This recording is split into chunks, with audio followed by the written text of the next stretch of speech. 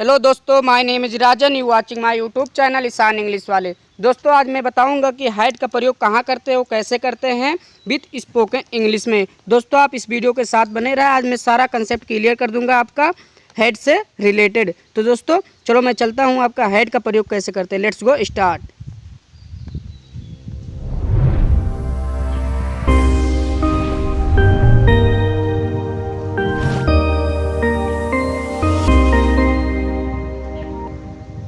दोस्तों चलो चलता मैं पहले आपको पहला रूल बता देता हूँ हाइड का। दोस्तों क्या है वो पहले आपके स्क्रीन पे आया है।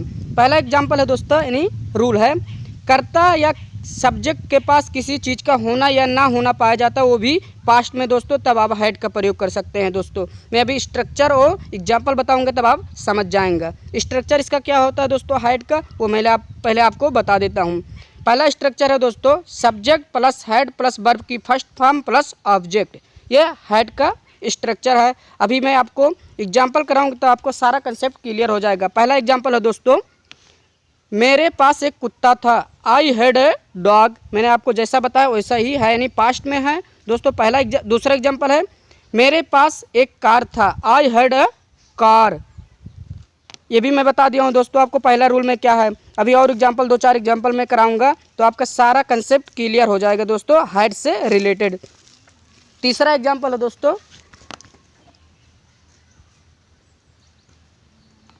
उसके पास एक बहन थी, सी हैड अ सिस्टर।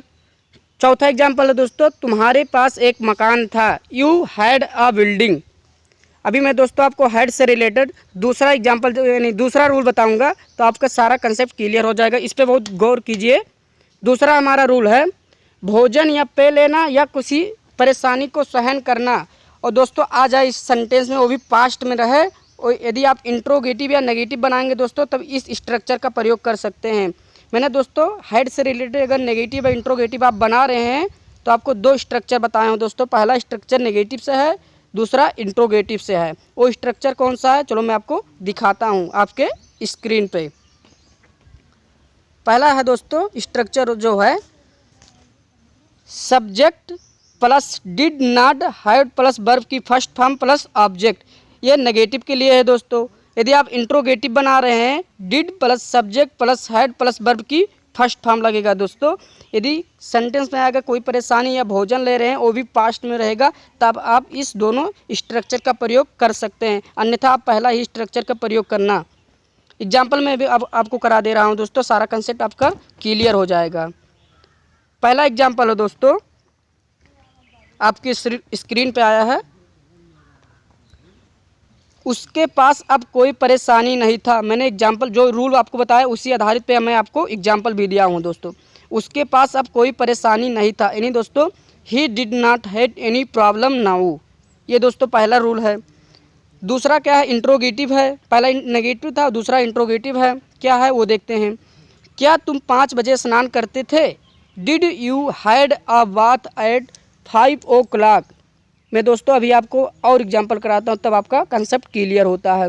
ये 2 एग्जांपल था नेगेटिव और इंट्रोगेटिव से रिलेटेड। 2 एग्जांपल मैं आपको और कराता हूँ। तीसरा एग्जांपल है दोस्तों, वह 2 बजे सोकर उठती थी, वह 2 बजे सोकर उठती थी, ये दोस्तों है नहीं, she did get up two o'clock. पहला एग्जाम्पल था, मैं 2 बजे नाश्ता करता था, आई हैड ब्रेकफास्ट 2 o'clock। आप दोस्तों यहाँ o'clock बोल सकते हैं स्पोकन के लिए, लेकिन आप लिखते हैं तो इसी तरह से आप प्रयोग कर सकते हैं। यदि दोस्तों आपको वीडियो समझ में आया होगा तो चैनल को सब्सक्राइब लाइक करना ना भूलें। धन्यवाद दोस्तों।